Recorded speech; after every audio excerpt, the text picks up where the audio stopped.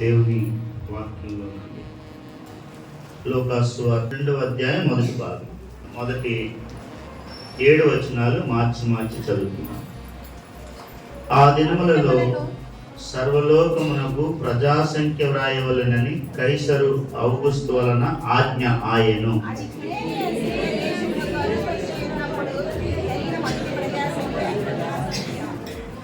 అందరూ ఆ సంఖ్యలో వ్రాయబడుటకు తమ తమ పట్టణములకు వెళ్ళిరి.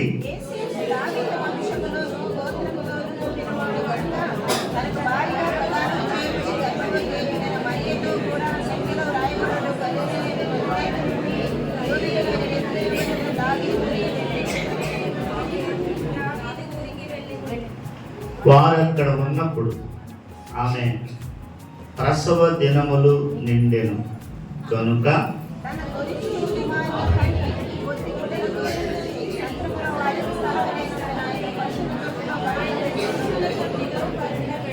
మరొక భాగం మీకా రాసిన పుస్తకం 5వ అధ్యాయంలో నుండి 2వ వచనం చదువుతున్నాం. బెత్లెహేము ఎఫ్రాతా యూదా వారి కుటుంబములలో నీవు స్వల్ప గ్రామమైనను నా కొరకు ఇశ్రాయేలును ఏలబోవాడు నీలో నుండి వచ్చును. పురాతన కాలం మొదలుకొని శాశ్వత కాలము ఆయన ప్రత్యక్షమవుతూ ఉండెను. చిన్న ప్రార్థన చేసుకుందాం. ప్రేమ కలిగిన తండ్రి, నీకు వందనాలు, స్తోత్రాలు.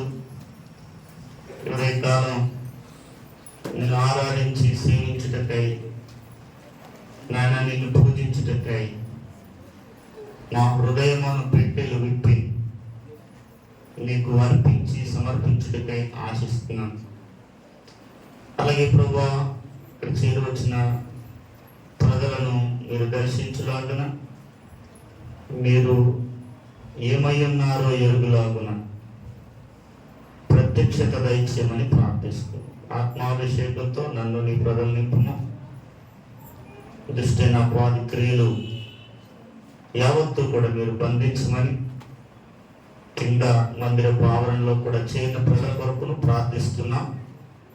గమనము, దృష్టి నీ మీద, నీ వాక్యం మీద నిలుపుడికై సహాయపడు. క్రీస్తు యేసు ప్రభువారి నామములో ప్రార్థించి వేడుచున్నాం తండ్రి, ఆమేన్. రోమీయులకు రాసిన పత్రిక 9వ అధ్యాయం మళ్ళా 5వ వచనం చదువుకున్నాం. పితరులు వీరి వారు శరీరమును బట్టి క్రీస్తు వీరిలో పుట్టెను. ఈయన సర్వాధికారి అయిన దేవుడై ఉండి నిరంతరము స్తోత్రాలుడై ఉన్నాడు. ఆమేన్. ప్రియులారా, ఈ దిన ప్రత్యేకత ఏంటంటే, ఆదివారము ప్రభువుని ఎరిగిన వారు, రక్షించబడిన వారు మాత్రమే ప్రభువుని ఆరాధిస్తారు. ఈరోజు నాకు వచ్చిన అవగాహన తలంపు, ప్రతి ఒక్కరు ప్రభువుని పొగుడుతారా పొగడరా, కనపరుస్తున్నారా కనపరచరా. నిన్న కాబోలు యూట్యూబ్లో వచ్చి ఉంటుంది, మోడీ కూడా పొగిడాడు. ఒకడికి ఏం చేస్తాడు కదా, చంద్రబాబు పొగిడాడు, రఘురామకృష్ణరాజు ఆట పట్టించి జగన్ సంపుకుతున్నాడు కదా. నిన్న క్రిస్మస్ మీటింగ్లో ఏం చెప్తున్నారు తెలుసా? యేసు ప్రభు ప్రేమకు ప్రతిరూపం, ద్వేషాన్ని ద్వేషించేవాడు. ఎవరు? యేసు ప్రభు అని రఘురామకృష్ణరాజు చెప్తున్నాడు. చెప్పకేమి కదా. అందుకే ఒక మాట చదువుకున్నాడండి.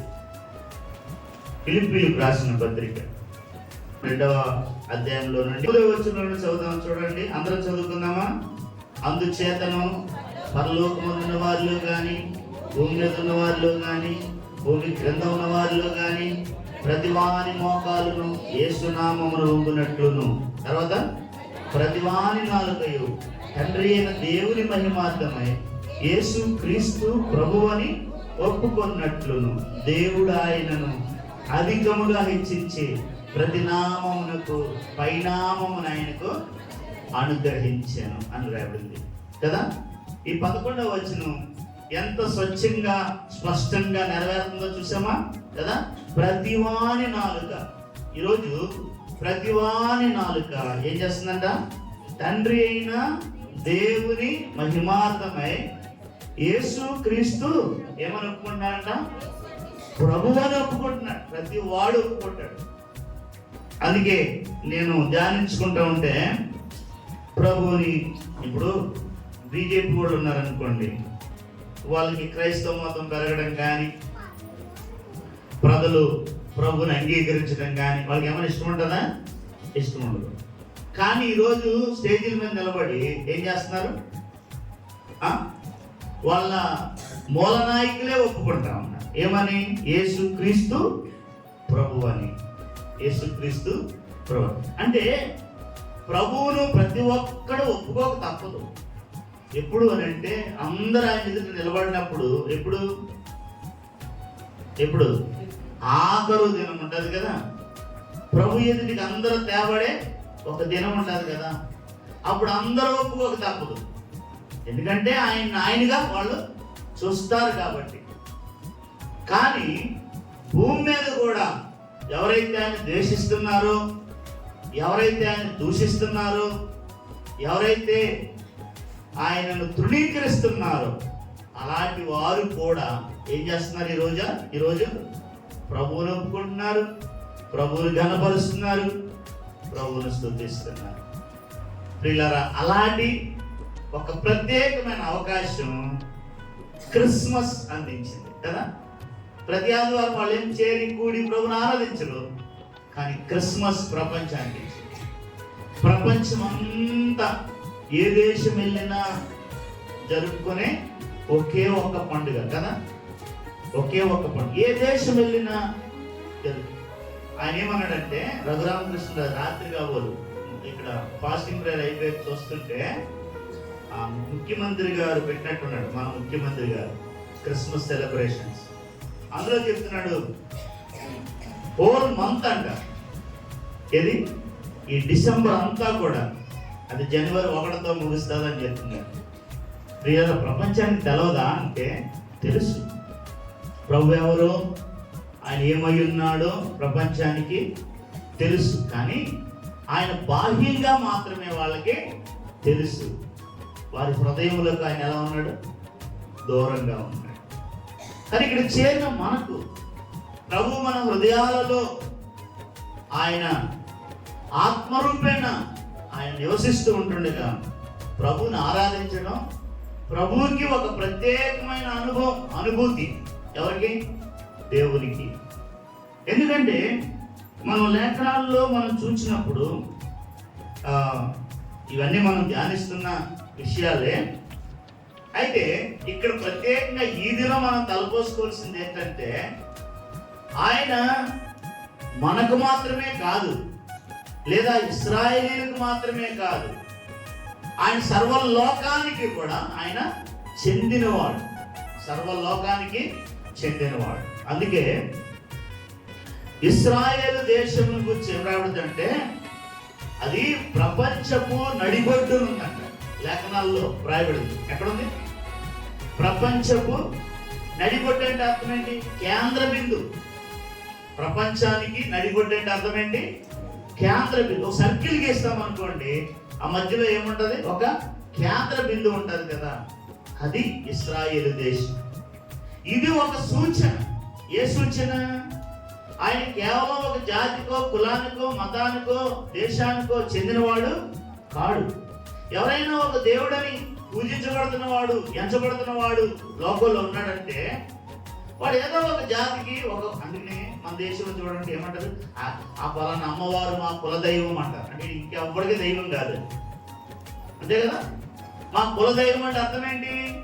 ఎవరికి చెందింది? ఆ కులానికి మాత్రమే చెందింది. కానీ పిల్లలు ప్రభు అలాంటి వాడు కాడు. ప్రభు అలాంటి వాడు కాడు. ఆయన ప్రపంచపు నడిబొడ్డున జన్మించాడు. అందుకనే చూడండి, మనం చదువుకున్న లేఖన భాగాల్లో మనం చూసినప్పుడు ఆయన చూడండి, మనం ఏం చదువుకున్నాం? లోకాసువార్త చదువుకున్నాం. ఇక్కడ 2 మాటలు జ్ఞాపకం చేయాలని నేను ఈ భాగానికి వచ్చాను. లోకాసువార్త 2వ అధ్యాయం 1వ వచనం. ఆ దినములలో, ఆ పదం ఏ పదం? సర్వలోకమునకు ప్రజాసంఖ్య రాయవలనని కైసరు ఔగుస్తు వలన ఆజ్ఞాయ. ప్రజాసంఖ్య ఎవరికంటే సర్వలోకానికి రాయబడిన ప్రజాసంఖ్య. ఇప్పుడు మనకి అంటే కొన్నిసార్లు తెలుగులో చెప్తే అర్థం కాదు. సెన్సస్ అంటారు. మీలో కొంతమందికి చదువు లేకపోయినా కానీ అది అర్థమవుతుంది. ఏంటది? సెన్సస్ అంటే. సెన్సస్ అంటే ఏంటి? అంతే, జనాభా లెక్క, ప్రజా సంఖ్య రాయడానికి. ఇప్పుడు ఎక్కడెక్కడ రాస్తారు ప్రజా సంఖ్య అంటే? మన దేశంలో మన మట్టుకు జనసంఖ్య లెక్క కట్టుకుంటాం కదా. ఇంకొక దేశంలో ఇంకొకటి కట్టుకుంటాం, వాళ్ళ దేశంలో వాళ్ళు కట్టుకుంటారు కదా. ఈనాడు మన లోపల చూసినప్పుడు ఏ దేశానికి ఆ దేశం జనసంఖ్య రాసుకుంటున్నారు. కానీ ప్రభు పుట్టినప్పుడు ఎవరు రాశారంట? సర్వలోకానికి రాశారంట కదా. ఇప్పుడు ఎక్కడైనా సర్వలోకానికి అంటే మీ దేశంలో ఎంతమంది ఉన్నారు, మా దేశంలో ఎంతమంది ఉన్నారు లెక్క కట్టుకుని ప్రపంచ జనాభా ఎంత అని చెప్తున్నారు. కానీ సర్వలోకానికి కట్టే ప్రజా సంఖ్య, సర్వలోకానికి రాయబడిన జనసంఖ్య ఇంకెప్పుడైనా ఉందా? బహుశా లేదేమో, నాకైతే తెలియదు. బైబిల్లో మాత్రం రాయబడింది, ఆ దినములలో సర్వలోకమునకు ప్రజాసంఖ్య రాయవలనని కైసర్, అంటే ఒకే ఒక్కడు పరిపాలిస్తున్నాడు. కైసర్ అగస్టస్ పరిపాలిస్తున్నాడు ఆ దినాల్లో. ప్రపంచమందరిని ఏకఛత్రాధిపత్యంగా పరిపాలించే దినములలో సర్వలోకమునకు ఏం రాయమన్నాడు? ఎంతమంది ప్రజలు ఉన్నారో లెక్కలు తీయండి. లెక్కలు తీసేటప్పుడు ఎక్కడికి వెళ్ళాల్సి వచ్చిందంట? ఎవరి స్వగ్రామానికి వాళ్ళు వెళ్ళవలసి వచ్చిన క్రమంలో ప్రభు అయిన యేసుక్రీస్తు వారిని మోస్తున్న తల్లి ఎవరామే? మరియా, కన్య మరియా. ఎవరితో కలిసి? ప్రదానం చేయబడిన యోసేపుతో కలిసి ఎక్కడ బయలుదేరింది? బెత్లెహేముకి వెళ్ళింది. అది అక్కడ రాయబడిన మాట. అక్కడ ఉన్నప్పుడు ఆమె ప్రసవ దినములు నిండెను గనుక తన తొలిచూలు పిల్లను కని పొత్తిగుడ్డలలో చుట్టి సత్రములో స్థలము లేనందున పశువుల తొట్టిలో ఆయనను పొరడబెట్టారని రాయబడింది. పిల్లరా, ఈ బెత్లెహేము అనేది చూడండి, మనము జ్ఞానుల దగ్గర చూస్తాం. జ్ఞానులకు తెలియపరచబడింది. తర్వాత గొల్లలకు, అంటే మనం చదువుతున్న భాగానికి కింద లోకాసువార్త 2వ అధ్యాయంలో మనం చదివిన దానికి కింద ఎవరు తెలియపరచబడింది? గొల్లలకు తెలియపరచబడింది.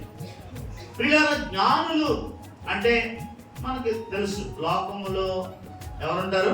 జ్ఞానులు ఉన్నారు. తర్వాత గొల్లలు అంటే ఎవరని చెప్పొచ్చు? అజ్ఞానులు అని అంటారు కదా. మామూలుగా తెలివి తక్కువ వారు, ఎక్కువ జ్ఞానం లేని వారు. ప్రియులారా, ప్రభు ఎవరికి ప్రభు అంటే అపోస్తల కార్యం అంటాడు, యేసుక్రీస్తు అందరికీ ప్రభు. ఇది మన పాఠ దినం. సర్వలోకమునకు రాయబడిన ప్రజాసంఖ్య, ఆయన అందరికీ చెందినవాడు. కానీ మనం చదువుకున్న రోమా 9:5లో శరీరమును బట్టి ఆయన ఎక్కడ పుట్టాల్సి వచ్చింది? పితరులు వీరి వారు శరీరమును బట్టి క్రీస్తు వీరిలో పుట్టాను. లేదా ఇంకొక తలంపు చెప్తాను వినండి. దేవుడు అబ్రహాముని ఏర్పరచుకున్న ఉద్దేశం ఏంటో తెలుసా? క్రీస్తే. ఎవరు? క్రీస్తే. ఒకవేళ క్రీస్తు కాకపోతే దేవుడు అబ్రహాముని ఏర్పరచుకోవాల్సిన అవసరత లేదు. మన ఇటీవల ఎప్పుడో చెప్పాను నేను. ఎందుకు ఏర్పరచుకున్నాడంటే ఒక జాతి స్వచ్ఛంగా ఉండడం కొరకు అబ్రహాముని ఏర్పరచుకున్నాడని చెప్పాను కదా. అంటే లోకంలో ఏ జాతి కూడా స్వచ్ఛమైంది లేదు. స్వచ్ఛంగా ఏ జాతి లేదు. అందరూ ఎవరో ఒకరితో మిళితమైపోయిన జాతులే. ఎందుకంటే బైబిల్లో మనం చాలా జాతులు చూస్తాం. కనాను దేశమే 7 జాతుల వారి భూమి. ఆ 7 జాతుల వారిని ఒకవేళ వీళ్ళు సంహరించేశారని అనుకున్నా, ఇంకా ఉన్నవాళ్ళు చాలా మంది ఉన్నారు. ఫిలిస్తీన్లు ఉన్నారు, మెయోనీలు ఉన్నారు, అమోరీలు ఉన్నారు, వీళ్ళందరూ ఉన్నారు. కానీ దినాన్న వాళ్ళ పేర్లేవి వినబడట్లేదు. బైబిల్లో రాయబడిన ఏ జాతి యొక్క పేరు వినబడదు, భూమి మీద కనబడదు. కానీ ఒకే ఒక జాతి కనబడుతుంది, వినబడతారు. అది ఎవరు? యూదులు మాత్రమే. అంటే వాళ్ళు ఎలాగా జనసంఖ్య రాసుకుంటారో, ఇప్పుడు ఇటీవల ఏదో మీటింగ్లో చెప్పాను. వాళ్ళు జనసంఖ్య ఎలా రాస్తారని అంటే కొన్ని తరాల వెనక నుండి వాళ్ళు ఎవరో అది చూపెడితేనే వీళ్ళు లిస్టులో ఎక్కుతారు. అసలు ఆ లిస్ట్ ఎందుకు తప్పింది అని అంటే, వీళ్ళు మొదట ఐగుప్తు నుండి ఎక్కడికి వచ్చారు అంటే కనాను దేశానికి వచ్చారు కదా. కనాను దేశాన్ని దేవుడు వారికి నిత్య స్వాస్థ్యంగా ఇచ్చాడు. కనానుకు వచ్చిన తర్వాత కనానీల ఆచారాలు నేర్చుకొని మళ్ళీ విగ్రహారాధన వైపు తిరిగి దేవుని యొక్క ధర్మశాస్త్రాన్ని వారు నిర్లక్ష్య పెట్టినప్పుడు దేవుడు వారిని 70 సంవత్సరాలు బబులోను రాజు యొక్క చెరకు అప్పగించాడు. అప్పుడు మొత్తం యూదా దేశం అంతా కూడా ఏమైంది?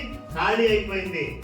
అందరూ కూడా బబులోను చెరలోకి వెళ్ళిపోయారు. చెరలో 70 సంవత్సరాల పైన అక్కడ ఉండిపోయారు. ఇలా వినండి, చెర నుండి వచ్చిన తర్వాత వాళ్ళు నిజంగా ఇశ్రాయేలీలో కాదు, ఎక్కడ ఎక్కాల్సి వచ్చింది? పట్టీలో మళ్ళా ఎక్కాల్సి వచ్చింది. పట్టీలో ఎక్కాల్సి వస్తే ఈ ఇశ్రాయేలీడు అక్కడికి వెళ్ళి ఏం చేయాలంటే 3-4 తరాల నుంచి ఏం చేయాలి? పలానా పలానా పలానా పలానా. ఇంకొక అద్భుతమైన విషయం ఏంటంటే, బైబిల్లో మనకు చిరాకు పుట్టించేది అదే సమయంలో అత్యంత ప్రాధాన్యత కలిగింది ఏంటో చెప్పమంటారా? బైబిల్లో వంశావళి. ఏంటది? వంశావళి. మనం బైబిల్ చదువుతాం కదా, బైబిల్ చదివినప్పుడు మనకి అక్కడక్కడ కొన్ని అధ్యాయాలు తగులుతాయి.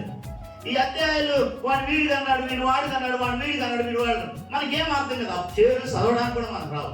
అప్పుడు మనకు బుర్ర హీట్ ఎక్కిపోయి ఇది ఎందుకురా ఈ అధ్యాయము అని చాలా మంది అనుకుంటారు. నేను ఒక విషయం చెప్పనా, ఆ అధ్యాయాలే లేకపోతే బైబిల్కి విలువే. దేవుడు ఏది వృధాగా బైబిల్లో రాయలేదు. అందుకనే భక్తులు అంటారు, ఒక్క అక్షరం కానీ ఒక పొల్లు కానీ బైబిల్లో వృధాగా ఉండదంట. అందుకే ప్రభు అన్నాడు, ఆకాశము భూమి గతించినా గాని నా మాట ఒక్క పొల్లు కూడా తప్పిపోదని ప్రభు చెప్పాడు. కనుక వ్యర్థంగా వృధాగా ఏది రాయబడలేదు అనమాట. నిజమే, మనం చదివినప్పుడు మనకి చిరాకు వచ్చేస్తుంది, ఆ పేర్లు చదవలేము, ఇది ఎందుకురా నీటిగా ఎవడో గంటనే ఉంటారు కదా అనుకుంటాం. లేదు, దేవుడు ఆ స్వచ్ఛత, చెప్పండి ఏంటది? ఆ స్వచ్ఛత అంటే ఎక్కడ మాలిన్యం తగలకుండా, లోకం అంటకుండా జాగ్రత్త పెట్టినాడు. లోకము అంటకం ఎందుకు అంటే, అదిగో మహాపరిశుద్ధుడైన దేవుడు ఎక్కడికి రావాలి? ఈ లోకంలోకి రావాలి. అర్థమైంది ఇప్పుడు? ఆయన ఎవరు? మహాపరిశుద్ధుడు. ఈ మహాపరిశుద్ధుడు లోకంలోకి రావడానికి ఒక జాతిని ఏర్పరిచి దాన్ని స్వచ్ఛంగా ఉంచాడు. ఎక్కడ మలినం అయిపోకుండా, ఇతరులతో కలిసిపోకుండా, అన్యాచారాలు ఉండకుండా ఆయన ఏర్పరిచిన నియమాల్లో రైలు ఎలా నడుస్తుంది? పట్టాల మీదే వెళ్తుంది కదా. అలా నడవడానికి దేవుడు అబ్రహాముని ఏర్పరచుకున్న మూల ఉద్దేశం అయితే ఇదే. ఎవరు? మన ప్రభు అయిన యేసుక్రీస్తు. ఆయన భూమి మీదకి రావాలి. ఎలా రావాలి? మానవుడిగా రావాలి, నరుడిగా రావాలి. అందుకని ఆయనకు ఒక ఛానల్ అవసరమైంది. అందుకొరకే దేవుడు అబ్రహాంని ఏర్పరచుకొని లోకంలో మిగిలిన జాతులతో మిళితమైపోకుండా ఆ వంశాన్ని, ఆ జాతిని అలాగ ప్రత్యేకంగా కాపాడాడు. అదే మనకి బైబిల్లో వంశావళిగా స్వచ్ఛంగా రాయబడ్డానక. అందుకే వాళ్ళు బబులోను నుండి తిరిగి వచ్చినప్పుడు వీళ్ళు ఏం చేయాలి చెప్పండి? మీరు తర్వాత చదువుకోండి. ఎజ్రా గ్రంథం, నెహెమ్యా గ్రంథంలో రిపీట్ అయిపోయింది. మళ్ళీ అదే వంశావళి ఎజ్రాలో ఉంటుంది, మళ్ళీ అదే వంశావళి నెహెమ్యా పుస్తకంలో కూడా ఉంటుంది. అక్కడ రాయబడినప్పుడు కొంతమందిని ఉదహరించి వీళ్ళు తమ వంశాల పట్టి చూపించలేకపోయారు కాబట్టి వీళ్ళు అన్యులుగా ఎంచబడ్డారు అన్నాడు. ఏం ఎంచబడ్డారంట? చిన్న కారణం. ఏమని? వాళ్ళు ఎక్కడి నుండి వచ్చారో వారి వంశావళి వరుస క్రమం ప్రకారం వాళ్ళు ఏం చేయలేకపోయారు? పట్టీలో చూపించలేకపోయిన కారణం చేత అఫ్కోర్స్ వారు ఇశ్రాయేలీయులు అయినప్పటికీ కూడా అయ్యొచ్చు, కాకపోవచ్చు, ఆ అనుమానం చేత కల్తీ అయిపోకుండా వీళ్ళు ఏం చేశారు చెప్పండి? అన్యులుగా వాళ్ళని బయట ఉంచేశారు. వంశావళి పట్టీలో వాళ్ళు చేర్చుకోలేదు. మహాపరిశుద్ధుడు. ఎవరైనా మహాపరిశుద్ధుడు. తర్వాత మనం చదువుకున్నాం రోమా 9:5, 3 వారాల నుంచి చదువుతున్నాం. సర్వాధికారి అయిన దేవుడు. బాగా ఎరగండి. కొంతమంది గ్రహింపలేని వాళ్ళు, అనాలోచనగా ఉండే వాళ్ళు ఉంటారు. యేసు ప్రభు, యేసు అనే వ్యక్తి సామాన్యమైన వాడైతే కాదు. ఆయన దేవుడు. ఈయన ఎవరంట? సర్వాధికారి అయిన దేవుడు. రకరకాల వెర్షన్స్ ఈనాడు, కుమారుడు వేరు, తండ్రి వేరు, పరిశుద్ధాత్మ వేరు, రకరకాలైన మాటలు యూట్యూబ్ వచ్చాక కల్తీ మనకు కనబడతా ఉంది. కానీ బైబిల్ అంటుంది, ఏమంటుంది? సర్వాధికారి అయిన.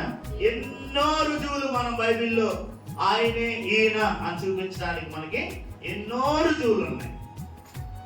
దేవుడు త్రిత్వం అని చూపించడానికి ఎన్నో వచనాలు మనకి సహాయపడతాయి. మన ఇటీవల చెప్పాను అవన్నీ. కనుక ఆయన సర్వాధికారి అయిన దేవుడు మానవుడిగా వచ్చాడు. ఇలా చూడండి, లేఖనాల్లో మనం చదివిన భాగం ఉంది కదా, మీకా గ్రంథం. ఇది దీన్ని ఆధారం చేసుకుని జ్ఞానులు తూర్పు దేశం నుండి ఒక నక్షత్రం పుట్టిందండి. ఎక్కడ? తూర్పు దేశంలో ఏం పుట్టింది? ఒక నక్షత్రం పుట్టింది. ఆ నక్షత్రాన్ని, వీరు జ్ఞానులు కాబట్టి వారికి ఉన్న మేధస్సు ప్రకారం వాళ్ళు అంచనా వేసినప్పుడు వాళ్ళకి ఒక విషయం అర్థమైందంట. ఏమని? ఉన్నాం. వారికి ఒక విషయం అర్థమైంది. ఏంటంటే యూదుల రాజుగా ఒకడు పుట్టాడు. యూదుల రాజుగా పుట్టాడు. ఇప్పుడు ఈ యూదుల రాజును వెతుక్కుంటూ వాళ్ళు తూర్పు దేశం నుండి ఎక్కడికి వచ్చారు? తెలుసా? ఎక్కడికి వచ్చారు చెప్పండి? యెరూషలేముకు వచ్చారు. ఎక్కడికి వచ్చారు? యెరూషలేముకు వచ్చారు. హేరోదు రాజు అప్పటికి యూదులకు రాజుగా ఉన్నాడు. అక్కడికి వచ్చి అక్కడ అడిగినప్పుడు ఆయనకి కన్ఫ్యూజన్ అయిపోయింది. అప్పుడు పిలిచి అడిగాడు. ఎవరిని? శాస్త్రులను పిలిచి. ఇది 2వ అధ్యాయంలో మనకు ఆత్మ కనబడుతుంది. శాస్త్రులను పిలిచి అడిగినప్పుడు ఈ వచనాన్ని వాళ్ళు చూపించారు. ఏ వచనాన్ని? మీకా పుస్తకం కదా, మీకా గ్రంథం 5వ అధ్యాయం 2వ. ఇప్పుడు చదవండి. బెత్లెహేము ఎఫ్రాతా, యూదా వారి కుటుంబములలో నీవు స్వల్పమైన గ్రామమైనను నా కొరకు ఇశ్రాయేలీలను ఏలబోవాడు ఎక్కడి నుండి వస్తాడంట? నీలో నుండి వచ్చును. ఈ వచనాన్ని చూపించే యేసయ్య బెత్లెహేములో నుండి వస్తాడని హేరోదుకు చెప్పబడితే, హేరోదు జ్ఞానులకు తెలియపరిచి ఏమంటాడు? మీరు అక్కడికి వెళ్ళండి, ఆయన పూజించండి, వెళ్తూ నా దగ్గర రండి, నేను కూడా పూజిస్తానని కపటమైన మాట పలికాడు. అది కపటమైన మాటని దూత మళ్ళా జ్ఞానులకు కలలో తెలియపరిచినప్పుడు వాళ్ళు వేరే మార్గాన వాళ్ళ దేశానికి వెళ్ళిపోయారు. వేరే మార్గాన వాళ్ళ దేశానికి వెళ్ళిపోయిన కారణం చేత వాళ్ళు మోసగించారని ఎరిగి ఏం చేశాడు? ఆ బెత్లెహేము ఎఫ్రాతాలో ఉన్న 2 సంవత్సరాల పిల్లలందరినీ కూడా హేరోదు ఏం చేశాడు? ప్రభువును చంపాలని, సంహరించాలని ఆ కార్యం చేశాడు. కానీ ఆయన దేవుడు ఆయన ఎట్లా చంపగలడు? ఆయన ఐగుప్తుకు వెళ్ళి తీసుకొని పోబడ్డాడు, మళ్ళా తిరిగి ఐగుప్తు నుండి తేబడ్డాడు. ఇది అలా ఉంచండి.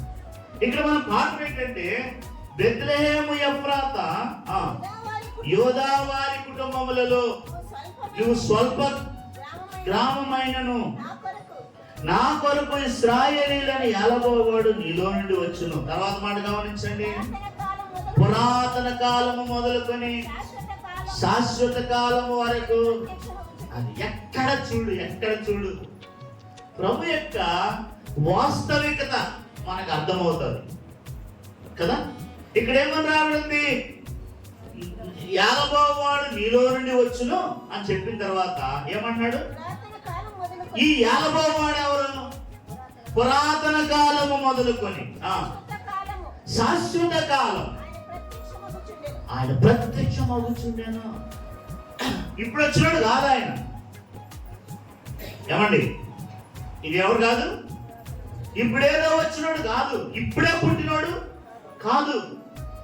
ప్రభుని గురించి ప్రియులారా ప్రతి ఒక్కరూ ఈ విషయాన్ని ఎరగాలి, ఇది గ్రహించాలి.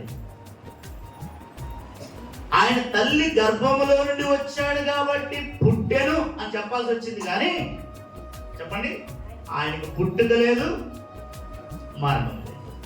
ఏమండి, జననం లేదు, మరణం లేదు.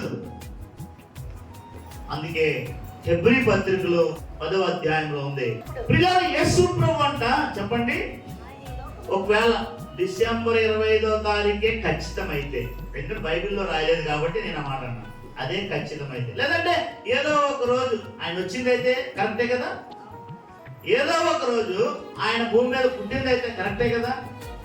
అలాగైతే ప్రియులారా ఏదో ఒక రోజు ఆయన ఈ లోకములో అయితే ఏం చేశాడు? ప్రవేశించాడు. వినండి, ఆయన ఏం చేశాడంటే లోకంలో ప్రవేశించాడు. ప్రవేశించాడంటే అర్థం ఏంటి? మనందరం లోపల ప్రవేశించాం, మందిర ఆవరణలో మనందరం కూడా ప్రవేశించాం. అంటే అర్థం ఏంటి? అంతకుముందు బయట ఉన్నాం, అంతకుముందు ఎక్కడ ఉన్నాం? బయట ఉన్నాం. ఇప్పుడేం చేశాం? లోపల ప్రవేశించాం. అర్థమవుతుందా? యేసు ప్రభు వారు ఉన్నవాడు. మోషేతో దేవుడు ఏమన్నాడు తెలుసా? నేను మోషే అడిగాడు, ప్రభా నన్ను ఇశ్రాయేలు దగ్గరికి వెళ్ళమంటున్నావు. ఎవరి దగ్గరికి? ఇశ్రాయేలు దగ్గరికి వెళ్ళమంటున్నావు. వాళ్ళు ఎవరు పంపారు నిన్ను అని అడిగితే నేనేం చెప్పను అన్నాడు. అప్పుడు ప్రభు అన్నాడు, అని చెప్పి నీ పేరేంటి, నేనేం చెప్పాలి అని అడిగితే ప్రభు అన్నాడు, నేను ఉన్నవాడన్నాడు. అర్థమైందా? ఎవరంట ఆయన? ఉన్నవాడు. ఎప్పుడున్నాడు అంటే ఎప్పుడూ ఉన్నాడు. చూసారా? ఎవర్ లాస్ట్, ఎప్పుడు ఉన్నాడు ఆయన. ఇలా చెప్పుకుందాం, ఆయన ఎప్పుడూ ఉన్నాడు, ఆయన ఎప్పుడు ఉన్నాడు. ఇలా చెప్తాను మనకు అర్థమయ్యేటట్టు. ఈ సృష్టి రవ్వంతయు సృష్టించబడనప్పుడే ఆయన ఉన్నాడు. అర్థమైందా? ఈ ఏదైతే కనబడుతుందో చాలా సృష్టి ఉంది, మన కంటికి కనబడేది ఉంది, కనబడనేది ఇంకా కొన్ని కోట్ల రెట్లు కనబడందే ఉంది. అవునా కాదా? అంటే సైన్స్ డెవలప్ అయ్యాక మనం ఈ విషయాన్ని చెప్పగలం. కొన్ని కోట్ల రెట్లు కనబడేదానికంటే కొన్ని కోట్ల రెట్లు కనబడని సృష్టి ఉంది. ఈ సృష్టి రవ్వంత కూడా లేనప్పుడు, చేయబడనప్పుడు ఆయన ఉన్నవాడు. ఎప్పుడు వరకు ఉంటాడు? అందుకే అది అర్థం కాదని అన్నాడు, నేను మొదటి వాడను, కడపటి వాడను కదా. ఆయన ఎవరంట? మొదటి వాడు. ఇది మనకి యెషయా గ్రంథంలో తండ్రి అయిన దేవుడు పలకటం చూస్తాం. నేను దాని దగ్గరికి వెళ్ళను కానీ చూడండి, ప్రభువుని గురించి ప్రకటన గ్రంథంలో ఆయన ప్రకటించిన మాట, ప్రభువు తానే చెప్పిన మాట. ఏమన్నాడు చూడండి, 8వ వచనం, మొదటి అధ్యాయం. అల్ఫాయు ఒమేగయు నేనే, వర్తమాన భూత భవిష్యత్ కాలములలో ఉండువాడను నేనే కదా. చదువు. నేను మొదటి వాడను. ఎవరంట? మనకు అర్థం అవడం కొరకు ఏమనేసాడు? నేను మొదటి వాడను, కడపటి వాడను. మూడోది ఏమన్నాడు? జీవించువాడు. జీవించువాడు. ప్రభు మాట్లాడుతున్నాడని ఎందుకంటున్నాము? ఇక్కడ ఉంది ఏమని? నేను మృతుడనైతిని గాని ఇదిగో యుగ యుగములు జీవించుచున్నాను అన్నాడు. సజీవుడనై ఉన్నాను అని చెప్పాడు. కనుక పిల్లలు మనకు అర్థమవడం కొరకు ఆయన ఏమన్నాడంటే మొదటి వాడను, తర్వాత కడపటివాడు. కనుక మనం లేఖనాల్లో మీకా గ్రంథంలో చూస్తున్నాము, ఎవరైతే ఈ బెత్లెహేం ఎఫ్రాతాలో పుట్టాడో ఈయనంట ఏం చేశాడంట? ఎలాంటి వాడంట? పురాతన కాలం మొదలుకొని శాశ్వత కాలము. ఆయన కొత్తగా వచ్చినాడు కాదు, ఎప్పుడూ ప్రత్యక్షమవుతూనే ఉన్నాడు. ఇలా వినండి, ఆయా రీతులుగా ప్రత్యక్షమయ్యాడు. పాత నిబంధనలో దేవుని దూత అన్నకాడల్లా ప్రభువు ప్రత్యక్షమయ్యాడని బైబిల్ పండితులు చెప్తారు. ఎక్కడ మీరు బైబిల్ చదువుతూ పరిశీలన చేయండి. ఏమని? దేవుని దూత. అంటే పాత నిబంధనలో ఆయన ఎలా ప్రత్యక్షమవుతూ వచ్చాడు అనంటే దేవుని దూతగా ప్రత్యక్షమవుతూ వచ్చాడు. అంటే దూతలు అనేది వేరు. మళ్ళీ ఎలా ప్రత్యక్షమయ్యాడు? సింగులర్, ఒక్క పేరుతో దేవుని దూతగా ప్రత్యక్షమయ్యాడు. ప్రియులారా, మన లేఖనాల్లో చూసినప్పుడు ఆయన త్రిత్వముగా కూడా మనకి అనేక పర్యాయాలు కనబడుతుంది కదా. యెహోవా దూతగా కనబడుతున్నాడు. శాశ్వత కాలం, పురాతన కాలం మొదలుకొని శాశ్వత కాలం వరకు ఆయన ప్రత్యక్షమయ్యేవాడే. మరి ఈ దిన ప్రత్యేకత ఏంటి? ఈ దినము దూతగానో మహిమగానో కాదు ప్రత్యక్షమైంది. ఈ దినము మానవుడిగా ప్రత్యక్షం. అది ఈ దిన ప్రత్యేకత. వింటున్నారా? ఈ దిన ప్రత్యేకత ఏంటి?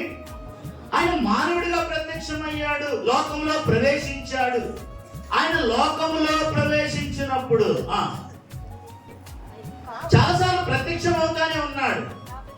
కానీ ఇప్పుడేం చేశాడు? లోకంలో ఏకంగా ప్రవేశించాడు. ప్రత్యక్షత వేరు, ప్రవేశత వేరు. వింటున్నారా? వింటున్నారా?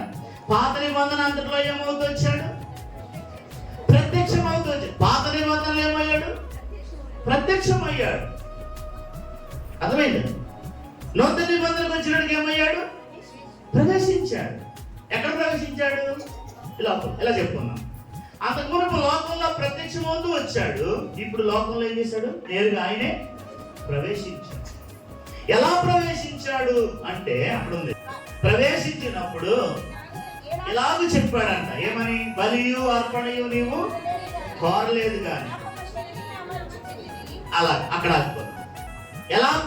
ఎలా ప్రవేశించాడు? గట్టిగా చెప్పండి అందరూ. శరీరమును అమర్చుకున్నాడు. అర్థమైందా?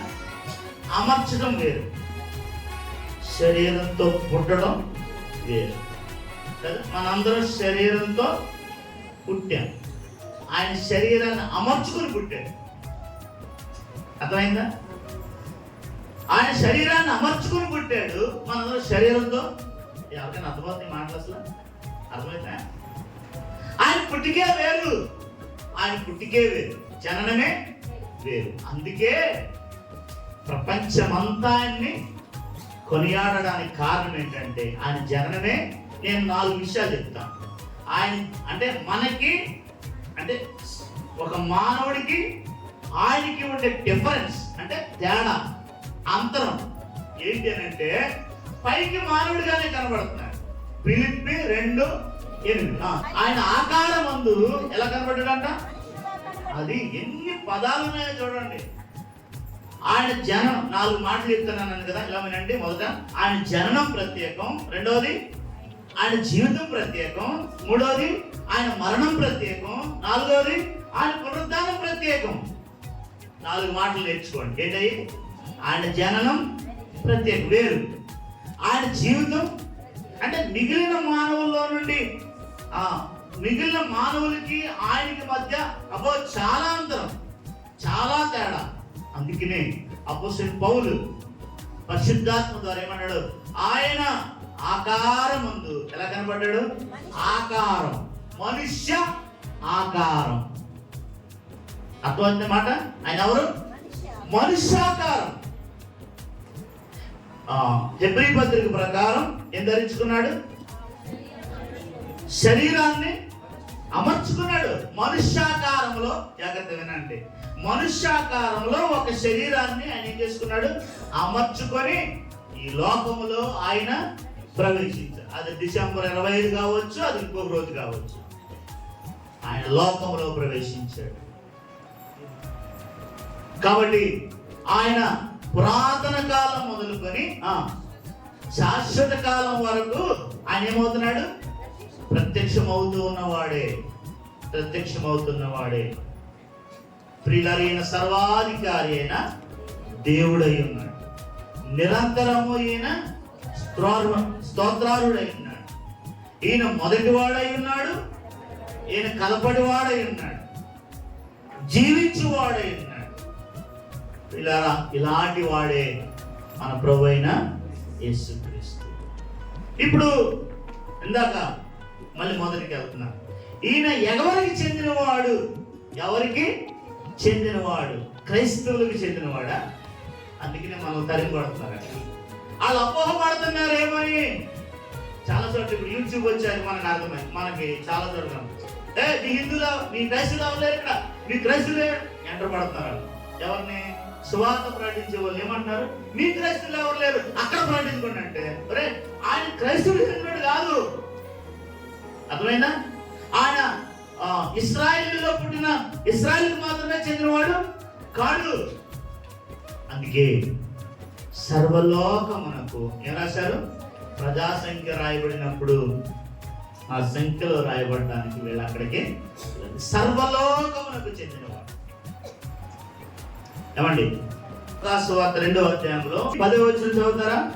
అంటే ఆ దేశంలో 8 నుంచి కొందరు గొర్రెలు కాపలు పొలంలో ఉండి రాత్రి వేళ తమ అందరిని కాచుకుంటుండగా ప్రభు దూత వారి యొద్దకు వచ్చి నిలిచెను. ప్రభు మహిమ వారి చుట్టూ ప్రకాశించినందున వారు మిక్కిలి ఇక్కడి నుంచి చదవండి.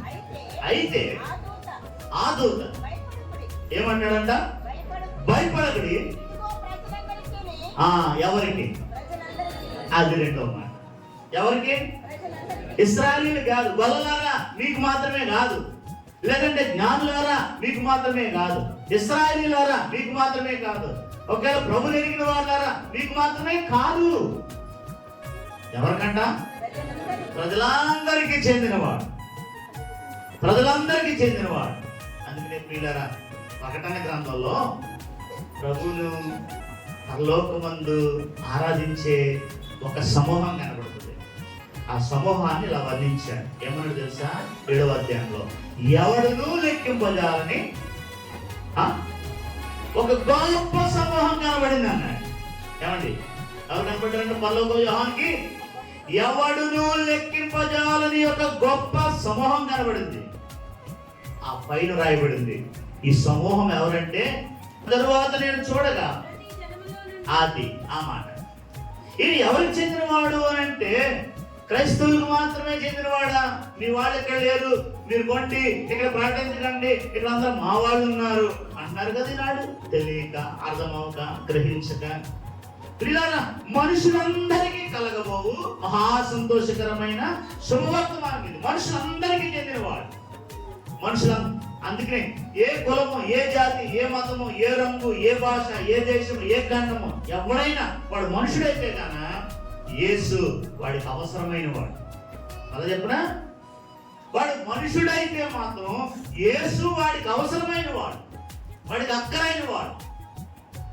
కనుక రండి మళ్ళీ చదవమా మాట. అటు తరువాత నేను చూడగా, చూడండి ఏమని రాబడింది ప్రకటన. అటు తరువాత నేను చూడగా ఇదిగో ప్రతి జనములో నుండి, జాగ్రత్త ఎట్లా అంట, మొదటిది ఏంటి? ప్రతి జనం. లోపల అనేక రకాలైన జనాంగాలు ఉన్నాయి కదా. ప్రతి జనాంగంలో నుండి అక్కడ మనుషులు ఉన్నారు. విన్నారా? ఎవరున్నారు అక్కడ? ప్రతి జనాంగంలో నుండి అక్కడ మనుషులు ఉన్నారు.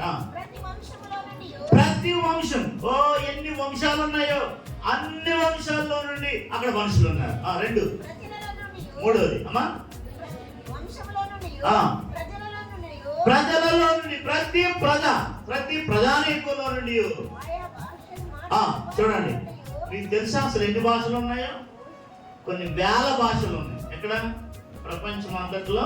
అసలు మన దేశంలోనే కొన్ని వేల భాషలు ఉంటాయేమో. అంటే లిపి ఉన్నాయి, లిపి లేని అన్ని లెక్కేస్తే చాలా వస్తాయి కదా. ఇప్పుడు అంటున్నాడు, చదవమ్మా ఆ చదువు ఏంటి? ప్రతి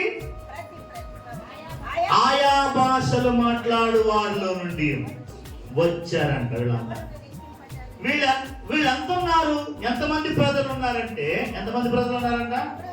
ఎవడునూ లెక్కింపజాలని ఒక గొప్ప సమూహం ప్రకటన గ్రంథంలో కనబడుతున్నారు. వీళ్ళెవరు అని అంటే, అన్ని వంశాల్లో నుండి వచ్చారు, అన్ని జాతుల్లో నుండి వచ్చారు, అన్ని ప్రజల్లో నుండి వచ్చారు, అన్ని భాషలు మాట్లాడే వాళ్ళలో నుండి వచ్చారు. ఎవరికి చెందినవాడు? ఏదో ఒక మూలుండి కూర్చోబెట్టిన కాడ కూర్చొని ఒక కులానికి దేవుడిని, దేవతని, ఒక దేశానికి కాదు, ఈయన అందరికీ.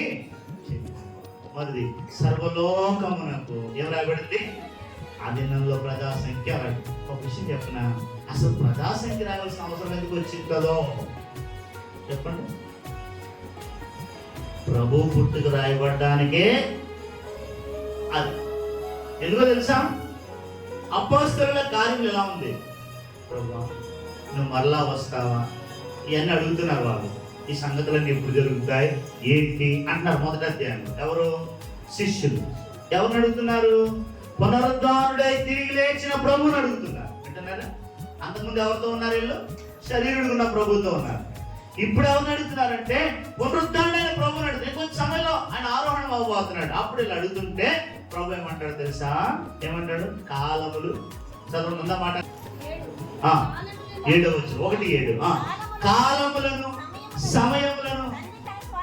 ఓ ఎవరి స్వాధీనం ఉన్నాయో తెలుసా అమ్మా? కాలములు, తర్వాత సమయములు తండ్రి తన స్వాధీనంలో ఉంచుకున్నాడు. ఇదిగో సర్వలోకమునకు ప్రజాసంఖ్య వ్రాయడానికి ఆ దినాల్లో ఒక ప్రపంచమంతా ఏకఛత్రాధిపత్యంగా అయ్యేదే ఒక ప్రభుత్వాన్ని ఆయన ఉంచాడు. వింటారు? ఎవరు ఉంచాడు? ఆయన ఒక ప్రభుత్వాన్ని ఉంచాడు. ప్రభు చిత్తంలోనే ఉన్నాడు. ఈ మాట చెప్పినా మళ్ళీ ప్రభుత్వాలను ఏర్పరిచేవాడు ఎవరు? ఓటేసేది నువ్వైనా, ఏమండి ఓటేసేది నువ్వు నేనైనా చెప్ప. ప్రభుత్వాన్ని ఏర్పరిచేవాడు ఎవరు? ఆయన. ఆయన చదవండి, లేకపోతే కొలసీలు రాసిన పత్రిక 1:10 ఆయన అదృశ్య దేవుని స్వరూపి అయ్యింది. ఆయన ఎవరంటే అదృశ్య దేవుని స్వరూపి అయ్యింది. సర్వ సృష్టికి మరి యొక్క సర్వ సృష్టికి ఎవరంటే ఆయన ఆది సంబూతుడు. చదువు. ఆకాశమందున్నవి భూమి అందున్నవి కనబడేవి గాని కనబడనివి గాని అవి ఇక్కడ గమనించండి. అవి ఏంటంట? సింహాసనములైనను, రెండవది ప్రభుత్వములైనను, మూడవది ప్రధానులైనను, నాలుగవది అధికారులైనను. అవి దృశ్యమైనవి గాని అదృశ్యమైనవి గాని, అంటే కనబడేవి గాని కనబడనివి గాని, ఆ సింహాసనములు గాని అమ్మా ప్రభుత్వములు గాని ప్రధానులు గాని అధికారులు గాని సర్వములు సర్వము ఆయన ద్వారానే ఏర్పరచబడ్డాయి, సృజించబడ్డాయి, పుట్టాయి. ఆయన లేకుండా ఏమి? ఆయన ద్వారా, ఆయన వలన, ఆయన యందు అని 3 మాట్లాడుతుంటాయి.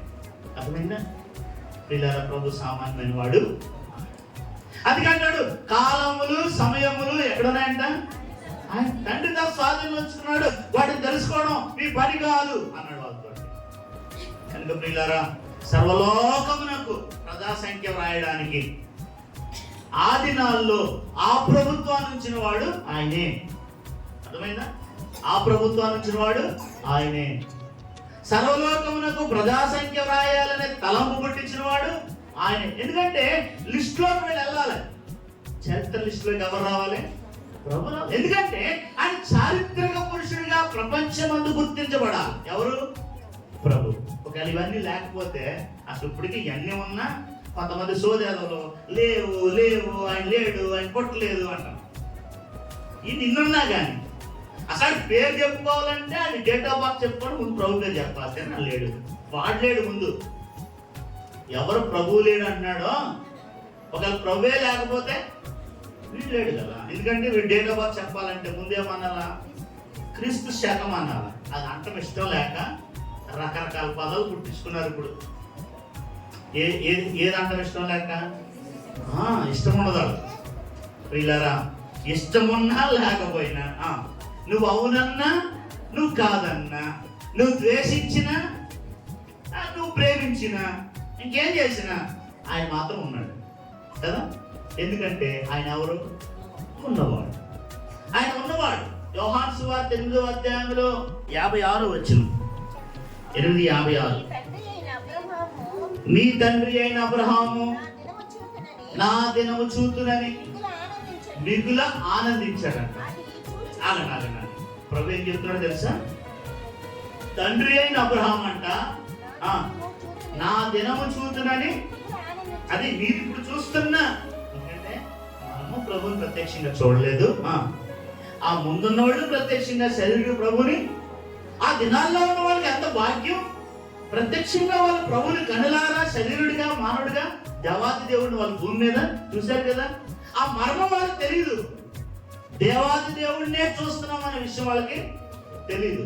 అందుకే శిష్యుడైన ఫిలిప్పు కూడా ప్రభుతో ఉంటూ, ప్రభుతో తింటూ, ప్రభుతో తాగుతూ చివరాఖరికి వచ్చాక అన్నాడు, తండ్రిని మాకు కనపరచుము, మాకు అంతే చాలును అన్నాడు.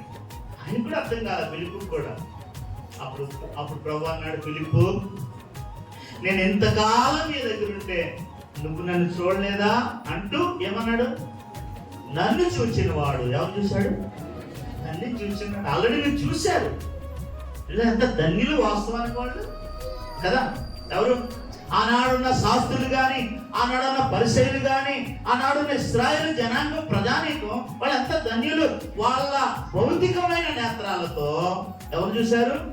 సర్వాధికారి అయిన దేవుడు తగ్గించుకొని శరీరుడిగా రాగా ఆయన స్వయాన వాళ్ళు చూశారు.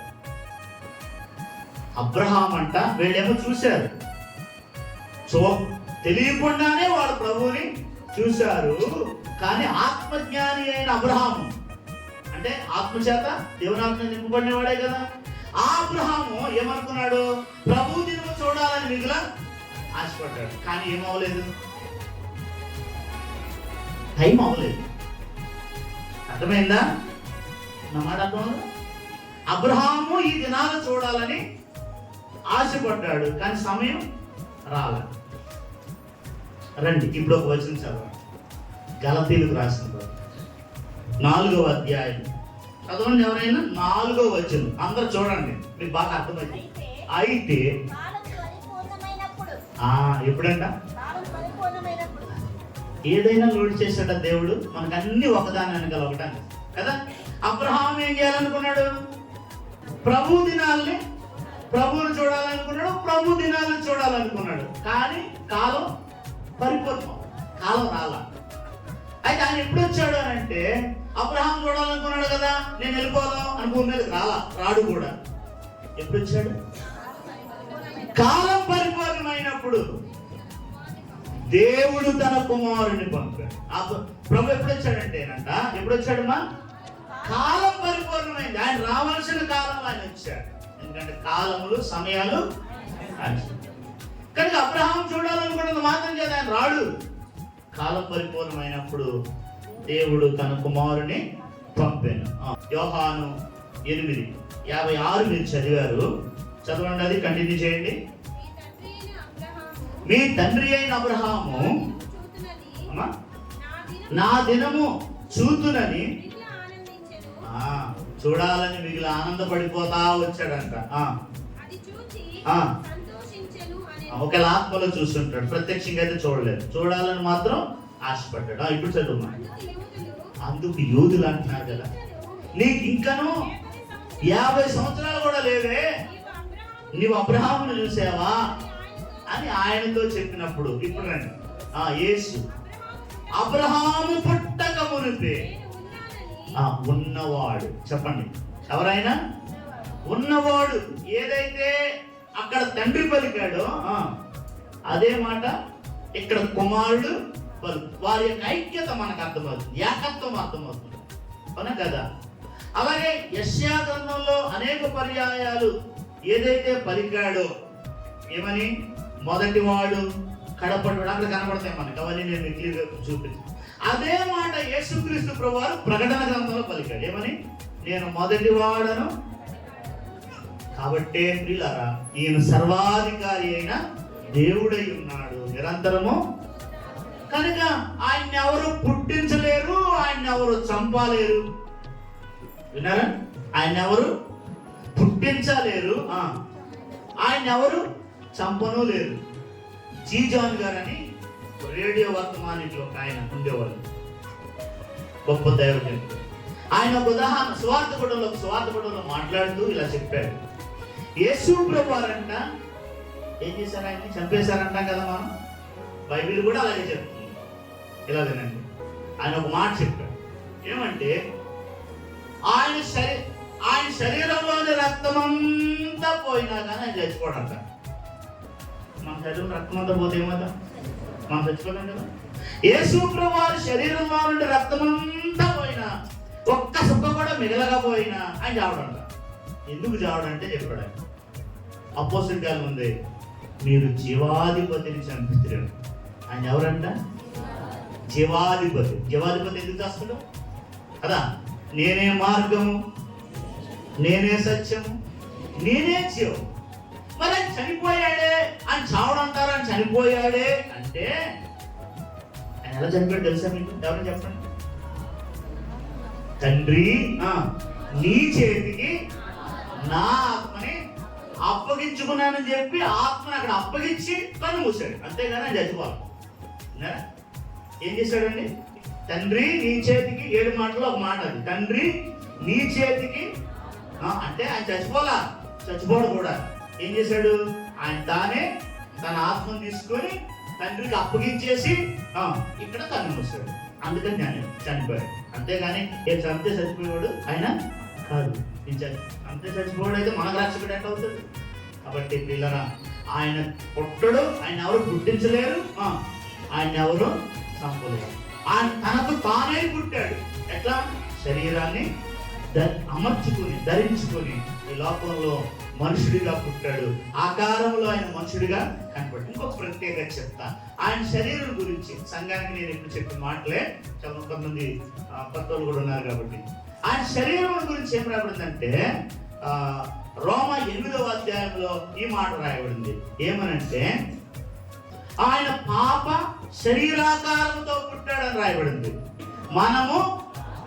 మన పాప శరీరం అయితే ఆయన ఏ శరీరం? పాప శరీరం. మన ఆకారమే కానీ ఆయనలో పాపము లేదు. బైబిల్లో 4 ప్రత్యేకమైన మాటలు ఉన్నాయి. ఆ రిఫరెన్స్ మీకు ఇప్పుడు చూపించను కానీ, ఒకటి ఆయన పాపము ఎరుగడు అని ఉంది. ఏమెరగడంట? పాపము ఎరుగడు. కొరింథీ పత్రిక 5వ అధ్యాయం. రెండోది యోహాను రాసిన మొదటి పత్రికలో ఆయన యందు పాపం ఏమీ లేదని రాయబడింది. రెండోది ఆయన యందు ఏం లేదంట? పాపం ఎరగడు. రెండోది ఆయన యందు పాపం ఎరగడు కాబట్టి ఆయన యందు పాపం ఏమీ లేదు. పేతురు రాసిన పత్రికలో ఆయన పాపము చేయలేదు ఉంది. ఆయన యందు పాపం లేదు కాబట్టి ఆయన ఏం చేయడు? పాపం చేయడు. మూడోది హెబ్రీ పత్రిక 7వ అధ్యాయంలో రాయబడింది, ఆయన పాపులలో చేరలేదు అన్నాడు. ఇలాగన్నాడు, అతి సత్య దేవుడు అయిన నిన్ను నీవు పంపిన యేసుక్రీస్తును ఎరుగుటయే. ఏంటంట? ఎంత తెలుసుకోగలవు? బైబిల్ చదవనంటే చదువు. బైబిల్ చదివాను కదా అని తెలిసేది. నేనేమో బయట చదివి చెప్పానా మీకు? ఏం చదువుకుంటే బైబిల్ చదివాను కదా అంటే ఆయన ఎవరు తెలిసేది? ఆయన ఎరుగుటయే ఏంటన్నమాట? ఆయన ఎరగాల, ప్రభువుని తెలుసుకో. ఈ 4 మాటలు మళ్ళీ చెప్తాను, రిపీట్ చేస్తారు చూడండి. ఆయన పాపము ఎరుగడు, ఆయన యందు పాపం ఏమీ లేదు. మూడవది ఆయన పాపం చేయలేదు. నాలుగవది ఆయన పాపంలో అందుకే నీకు రక్షకుడు. ఏంటన్నారా? అందుకే ఆయన నీకు నాకు ఏమయ్యాడు? ఒకవేళ స్త్రీ పురుషుల కలయిక ద్వారా లోకంలో పుట్టుంటే నీకు నాకు ఆయన రక్షకుడు, నీకు నాకు ఆయన అవసరమే లేదు. ఈ దినాన్న ఆయన మాకు అవసరం, ఆయన మనకు అవసరం. మొదటిది ఆయన పుట్టుక వేరు. ఈ 4 కారణాల చేత చెప్పండి. ఆయన పుట్టుకే, ఆయన కన్యకకు జన్మించినందువలన ఆయన పుట్టుకే. మన పుట్టుక వేరు, ఆయన పుట్టుక వేరు. ఆయన ఎలా జన్మించాడు? కన్యక జన్మించాడు. రెండవది ఈ 4 కారణాల చేత ఆయన జీవితమే వేరు. ఏ 4 కారణాల చేత? ఇందా చెప్పుకున్నాం కదా. ఈ 4 కారణాల చేత రెండవది ఏంటి? ఆయన జీవితమే. నీ జీవితం వేరు, నా జీవితం. అందుకనే మనం పాప శరీరంతో ఉన్నాము. ఆయన ఎలా ఉన్నాడంట? పాప శరీర ఆకారంలో మాత్రమే ఉన్నాడు. అర్థమైందా? ఇది రెండోది, ఆయన జీవితమే వేరు. మూడోది ఆయన మరణమే వేరు. ఎందుకు ఆయన మరణం వేరంటే ఆయన మరణించినట్టు లోకంలో ఎప్పుడు ఎవరు అంత భయంకరమైన శ్రమను అనుభవించి ఎవరో చావలేదంట. అంత ఘోరమైన, నేను ఎప్పుడో చాలా కాలం క్రితం ఇప్పుడు చెప్పాను, ప్యాషన్ ఆఫ్ ద క్రైస్ట్ అనేది చూసినప్పుడు పాపం యొక్క భయంకరత్వం ఎంత ఘోరమైందో నాకు ఆ రోజు అర్థమైంది. ఎంత భయంకరమైన పాపం, ఎంత భయంకరమైందా, ఎంతగా నా కోసం లేదంటే మన కోసం ప్రభు శ్రమ అనుభవించాడా అనేది అర్థమైంది. పిల్లరా, ఎంత భయంకరమైన శ్రమ, ఎంత భయంకరమైన శ్రమ. పంటి బిగువున మనందరి పాపాన్ని భరించాడు. ఇలాగ అన్నాడు కొరింథీ పత్రికలో ఉన్నాడు, పాపం ఎరగని ఆయనను మన కోసము పాపముగా చేయబడేను. పాపం ఎరుగని ఆయన మన కోసము ఏమైందంట, పాపం ఎరగడు కానీ ఆయనే పాపంగా చేయబడ్డాడు. అంటే మనందరి పాపం ఆయన మీద. అందుకని యెషయా 53లో ఆయన మనందరి దోషములను భరించినట్టుగా లేఖనాల్లో రాయబడింది. పిల్లరా, ఇది ప్రభు యొక్క ప్రభు యొక్క జననం వేరు, మిగిలిన మానవులకి ప్రభుకి వేరు. ఆయన జీవితం మిగిలిన మానవులకి ఆయనకి వేరు. మూడవది ఆయన మరణం కూడా వేరు. అంత భయంకరమైన మరణం ఎవరు పొందలేదు. మూడవది ఆయన పునరుద్ధానం వేరు. ఇప్పుడు ఎవరు మృతుల్లోంచి పునరుద్ధానుడు కాలేదు. మీరు చదివితే 1 కొరింథీ 15వ అధ్యాయంలో ఆయన మృతులలో నుండి ప్రథమ ఫలముగా తిరిగి లేచాడని రాయబడింది. 20వ వచనం చదవమా. ఇప్పుడైతే నిద్రించిన వారిలో నుండి క్రీస్తు ఎలా లేచాడంట, ఇంగ్లీష్ లో ఫస్ట్ ఫ్రూట్ అంట, మొదటి ఫలం. ప్రథమ ఫలం అంటే మొదటి ఫలం. బైబిల్లో మొదటి దానికి చాలా ప్రాధాన్యత ఉంది. జ్యేష్ఠత్వానికి, మొదటి దానికి, అందుకంటాడు మనం అంటే ఇశ్రాయేలు పండించే వాటిలో కూడా ప్రథమ ఫలం ఎవరికి తేవాలి, దేవునికి తేవాలి. ఇశ్రాయేలులో పుట్టిన ప్రతి పురుషుల్లో కానీ ప్రతి అంటే మనుషుల్లో కానీ జంతువుల్లో కానీ మొదటిది ఎవరికి అర్పించాలి, దేవునికి అర్పించాలి. ప్రథమ ఫలం అనే దానికి ఒక ప్రత్యేకత ఉంది. అయితే ప్రియులారా, మృతులలో నుండి లేచుటలో ఆయన ఎవరంట, ప్రథమ ఫలం. మొట్టమొదట మృతుల్లో నుండి ఆయన లేచాడు. అర్థమైందా? ఇప్పుడు చెప్పండి 4 విషయాలు. ఆయన జననం వేరు, మిగిలిన వారికి అంటే మిగిలిన మానవులకి ఆయనకు ఉన్న తేడా. జననంలో తేడా ఉంది, అంటే పుట్టుకలో తేడా ఉంది. రెండోది జీవితంలో ఆయన జీవించుట్లో తేడా ఉంది. మూడోది ఆయన మరణించుట్లో తేడా ఉంది. ఇంకోటి ఆయన మరణించినప్పుడు ఆయన అందా చెప్పుకున్నాం, ఏమని చెప్పుకున్నాం, ఆయన ఎవరు చంపలేరు. ఆయన మరణం కూడా వేరే. ఏం చేశాడు, తండ్రి నా ఆత్మను నీ చేతికి అప్పగించుకొనిచున్నానని ఆత్మను అక్కడ అప్పగించి కనుమూసాడే తప్ప ఆయన ఎవరు చంపలేరు. ఆయన మరణం వేరు. మనల్ని ఎవరైనా చంపగలరు కదా, 2 బోట్లు పొడిస్తే అయిపోయాము. మనల్ని ఎవరైనా చంపగలరు, ఆయన ఎవరు చంపలేరు. ఆయన కానీ చనిపోయాడు, ఆయన మరణం వేరు. అలాగే ఆయన తిరిగి లేచుట్లో కూడా ప్రత్యేకమైన వాడు. ఇప్పుడు ఎవరు పునరుద్ధానంలో లేవలేదు, ఆయన ఒక్కడే తిరిగి లేచాడు. పిల్లరా, అలాంటి ప్రభు శరీరుడిగా మన మధ్య పుట్టడం ఎంత భాగ్యం. ఆయన చరిత్రను 2గా విభజించినవాడు. ఎక్కడ నిలబడ్డాడు, చరిత్రకు మధ్యలో నిలబడ్డాడు కదా. చరిత్రకు మధ్యలో ఒకటి చరిత్రను 2గా విభజించినవాడు. ఇంకొక ప్రాముఖ్యమైన విషయం అంటే ఇందాక కూడా చెప్పాను, చరిత్రే ఆయనతో ముడిపడిపోయింది. చరిత్రే ఎవడైనా ఒక వ్యక్తిని చెప్పాలంటే ఆడు ఈయనకి ముందుటోడా, ఈయనకి తర్వాత కూడా చెప్పాలా. ఎవరైనా ఒక వ్యక్తిని చెప్పాలంటే యేసు ప్రభుకి అవతల ఉన్నాడా, యేసు ప్రభుకి యువతలు ఉన్నాడు. ఆయన పుట్టింది మధ్యప్రదేశ్లోనే, అంటే మధ్యప్రదేశ్ భారతదేశంలో మధ్యప్రదేశ్ కాదు, ప్రపంచపు నడిబొట్టునే పుట్టాడు. అలాగే చరిత్రలో కూడా ఎక్కడ నిలబడ్డాడు, ఆయన మధ్యలో నిలబడ్డాడు. ఒప్పుకున్నా ఒప్పుకోకపోయినా, అవునన్నా కాదన్నా ఈయన ఒప్పుకోవాల్సిందే. అంటే నన్ను కాదు, ప్రభు. ఎందుకంటే ఎక్కడ నిలబడ్డాడు, ఆయన మధ్యలో నిలబడ్డాడు.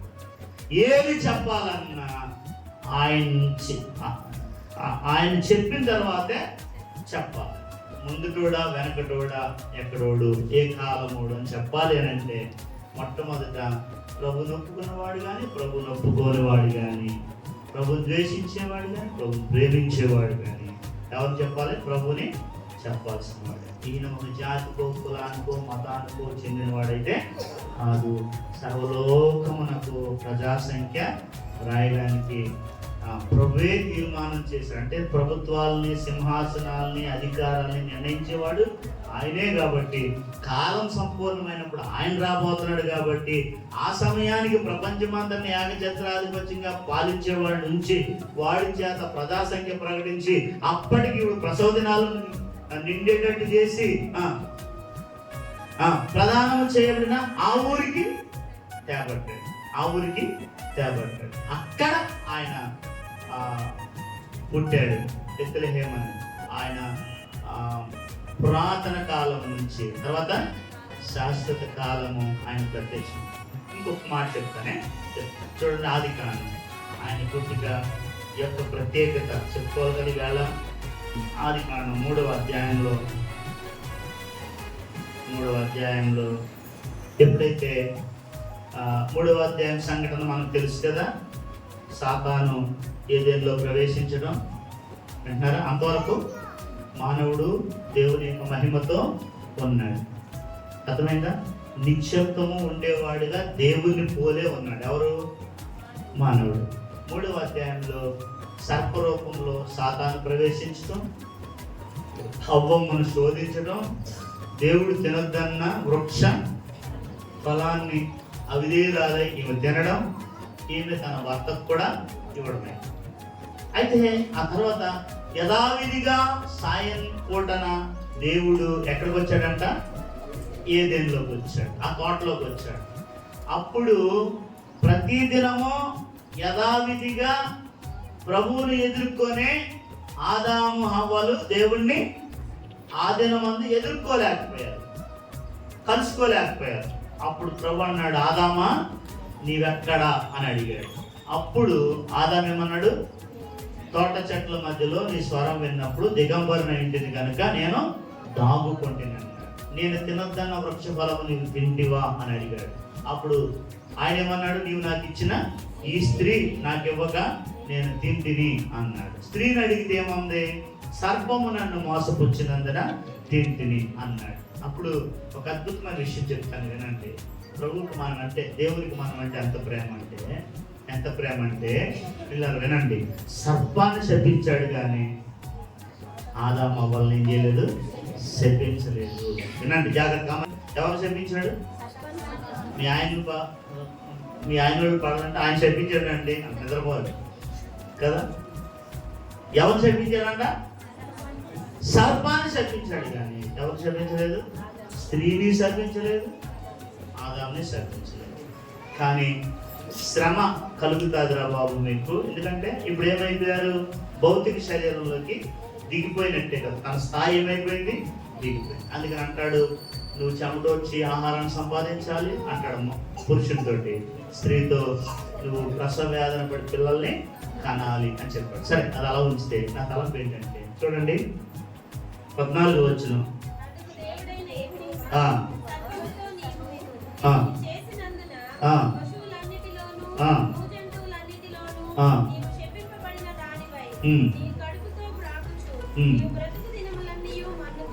పదిహేను వచ్చింది. ఈ విషయం చెప్పి నేను మరియు నీకును స్త్రీకి మాట్లాడద్దు. ఎవరు మాట్లాడతారు? రైట్, ఎవరు చూసుకో.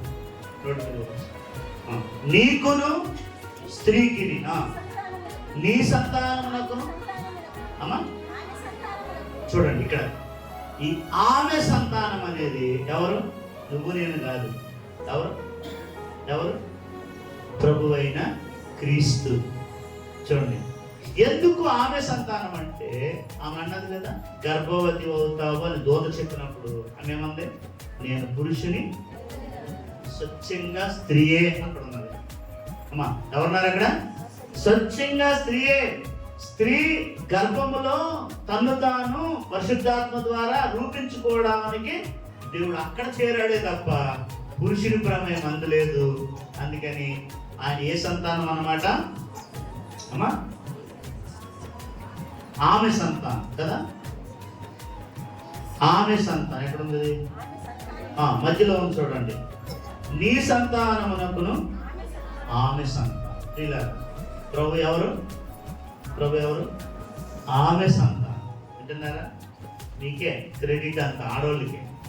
ఎందుకంటే ఏ స్త్రీ అయితే ఇలాగ అన్నాడు, కొన్ని చోట్ల పురుషుడిని కనబరిచినట్టు కనబడుతుంది, కానీ లేఖనాల్లో ప్రభునందు స్త్రీ అని పురుషుని భేదం లేదని మళ్ళా చెప్తాడు. చెప్పినప్పటికీ కూడా ఒక మాట అయితే అన్నాడు, పురుషుడు శోధించబడలేదు కానీ ఏం చేయబడింది? స్త్రీ శోధించబడింది అన్నాడు. అలాగైతే ప్రియుల స్త్రీ ద్వారా పాపం రాగా కదా, స్త్రీ ద్వారా పాపం ఒకవేళ అంటే పురుషుని అలా పక్కన పెడితే అదే స్త్రీ ద్వారా మనకేం కలిగింది?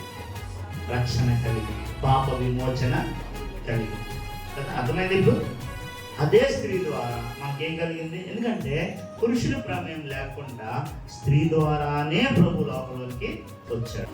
గలతీ 4:4 వెరీ గుడ్. చదువు 4:4 చూసుకోండి. కాలము పరిపూర్ణమైనప్పుడు, ఇక్కడ కాలం గురించి ఇందాక ఈ వచనాన్ని చదువుకున్నాం. ఇప్పుడు దేని గురించి చదువుకున్నామంటే కాలము పరిపూర్ణమైనప్పుడు దేవుడు తన కుమారుని పంపాడంట. ఈ కుమారుని ఎక్కడ పంపించాడు? స్త్రీలోకి పంపించాడు. అంటున్నారా? ఈ కుమారుడు ఎక్కడ పుట్టాడు? స్త్రీ యందు పుట్టాడు. పురుషుని ప్రమేయం లేకుండా ఎక్కడ పుట్టాడంట? స్త్రీ యందు పుట్టాడు. మనము స్త్రీ యందు పుట్టి మనల్ని ఏం చేశాడంట? దత్తపుత్రులుగా చేసుకున్నాడంట. అర్థమైందా? సొంత కుమారుడు ఎవరు? ప్రభు. సొంత కుమారుడు ఎవరు? ప్రభు. అయితే మనం ఎవరు? దత్తపుత్రులు. ప్రభు ద్వారా మనల్ని ఆయన స్వీకృత పుత్రులు అన్నాడు. పుట్టినట్లు స్వీకృత పుత్రులు అంటే అర్థం ఏంటంటే స్వీకరించిన పుత్రులు. పుత్రులుగా మనల్ని ఏం చేశాడు? స్వీకరించాడు. కుమారులుగా, కుమార్తెలుగా ఆయన మనల్ని ఏం చేశాడు? స్వీకరించాడు. యోహాను సువార్త 1వ అధ్యాయంలో ఉంటుంది. ఏమని ఉంటుందంటే, కన్ను ఎందరు అంగీకరించురో వారికి అందరికి, అనగా తన నామమునందు విశ్వాసం ఉంచిన వారికి దేవుని పిల్లలకు ఏమి ఇచ్చాడు? స్వీకృత పుత్రులు, దత్తపుత్రులు. ఎవరి ద్వారా? మన ప్రభు అయిన క్రీస్తు వారి ద్వారా. ఇలా అలాగైతే రానైన దినాల్లో ఈ ప్రభువుని అలా పట్టుకోండి. ఈనాడు లోకంలో రకరకాలైన ప్రభువుని ద్వేషించే అనేకమైన విషయాలు మనుషుల మెదడుల్లో ఏం చేయబడుతున్నాయి? చొప్పించబడు. వాటి జోలికి వెళ్ళకోకుండా ఇదిగో ఆయన ఎవరో మనకు రాసిచ్చిన పుస్తకం, గ్రంథం మన దగ్గర ఉంది. ప్రభు అన్నాడు, నేనే మార్గము, సత్యము, జీవమునై ఉన్నా, నా ద్వారానే తప్ప. ఈ మాట గమనించాలి. ఏమన్నాడు? నా ద్వారానే తప్ప ఎవడో తండ్రి దగ్గరికి. ఒకవేళ ఎవడైనా తండ్రి దగ్గరికి వెళ్ళాలంటే, లేదంటే పరలోకం వెళ్ళాలంటే, ఏదైనా మోక్షం చేరాలంటే ఆయన ద్వారానే మనం వెళ్ళాల్సిన. యోహాను సువార్తను 10వ అధ్యాయం అంటాడు, నేనే ద్వారము అని కూడా అన్నాడు. ఆయన ద్వారానే, లేదా ఆ ద్వారము గుండానే మనం పోవచ్చు. లేదంటే వేరే దారి లోకంలో లేదు. సాతాను పలు రీతుల మనుషుల్ని చెరపట్టాలని, నిత్య నాశనానికి తీసుకెళ్లాలని వాడు చెయ్యని ప్రయత్నం ఈ దినాల్లో లేదు. జాగరూకులై ప్రభుని అంటి పెట్టుకోండి. లోకంలో ఉండే దుష్టత్వం నుండి వేరు చేసుకోండి, ప్రత్యేకపరచుకోండి. రాన్న దినాల్లో ప్రభు బిడ్డలుగా బ్రతకండి, ప్రభు కొరకై బ్రతకండి. ఈవేళ రేపు ఆయన మళ్ళా రాబోతున్నాడు. మొదటిసారి వచ్చాడు, దాని గురించి వేళ మీటింగ్ పెట్టుకున్నాం. అర్థమైందా? మొదటిసారి వచ్చాడు. ఎవరి యందు వచ్చాడు? స్త్రీ యందు వచ్చాడు. ఎలా వచ్చాడు అని మనం ధ్యానించుకున్నాం. శరీరం ధరించుకొని వచ్చాడు. ఇది మొదటిసారి వచ్చాడు. ఇప్పుడు రెండవసారి రాబోతున్నాడు. రెండవసారి నేరుగా భూమి మీదకి రాడు. రెండవసారి మధ్యాకాశం అనే చోటికి ఆయన రాబోతున్నాడు. ఎలా వస్తాడంటే, మొదటిసారి ఎవరికీ తెలియకుండా వచ్చాడు. రెండోసారి వచ్చేటప్పుడు దూతల సమూహంతో వస్తాడు. వింటున్నారా? ఎలా వస్తాడంట? దూతల సమూహంతో వస్తాడు. అప్పటికీ మనుషులందరికీ కూడా తెలియదు, కొంతమందికే తెలుస్తుంది. ఎవరికి తెలుస్తుంది అంటే ఎవరు రక్షించబడి పాపములు కడగబడి పరిశుద్ధంగా జీవిస్తున్నారో వారికి వినపడుతుంది ఆ బోరతో. ఆయన మధ్యాకాశంలోకి వచ్చినప్పుడు ఏమవుతాడంట? బోర ఊతాడు. మొదటిసారి వచ్చినప్పుడు నక్షత్రాన్ని పంపాడు కదా, మొదటిసారి వచ్చినప్పుడు గొల్లలను పంపించాడు. అది ఇప్పుడు వచ్చేటప్పుడు ఎవరు వస్తారంటే ఏమొస్తుంది? వాళ్ళు ఎవరు రారు, దూతలు ఆయనతో అక్కడే ఉంటారు, ఆ దూతలు ఆయనతో అక్కడే ఉంటారు. కానీ ఇక్కడికి ఏం వినపడుతుంది? బోరత్వం వినపడుతుంది. ఎవరికి వినపడుతుంది అంటే అందరికీ అయితే వినపడుతుంది. ఇక్కడ ఒకవేళ 100, 150 మంది 200 ఉన్నా అందరికీ వినపడుతుంది. ఎవరికి వినపడుతుందంట? ఎవరైతే రక్షించబడి పాపము క్షమించబడి పరిశుద్ధంగా జీవిస్తూ ప్రభుత్వం ఆయత్తపడుతున్నారు, ఎదురు చూస్తున్నారు, వాళ్ళకు వినబడుతుంది. ఇంకొక ఆశ్చర్యకరమైన మాట, వినబడిన మరుక్షణం వేలకి ఉండదు. అర్థమైందా? మనము మార్పు చెందుతున్నాం. ఏమైతే మార్పు, ఈ క్షయమైనదంట అక్షయంగా మారిపోతుంది. అది అట్లాంటిది మనకు ఆయన మహాత్యం. అర్థమైంది? ఈ క్షయమైనది ఏమైపోద్ది, ఈ బలహీనమైనది ఏమైపోద్ది, అది ఇది మారిపోతుంది, అక్షయత ధరించుకుంటుంది. ఆ మారిపోయిన దేహము ఇంకెప్పుడు చావదు. అర్థమైందా? రోగం ఇదే ఉంటుంది. మారేది ఏంటి?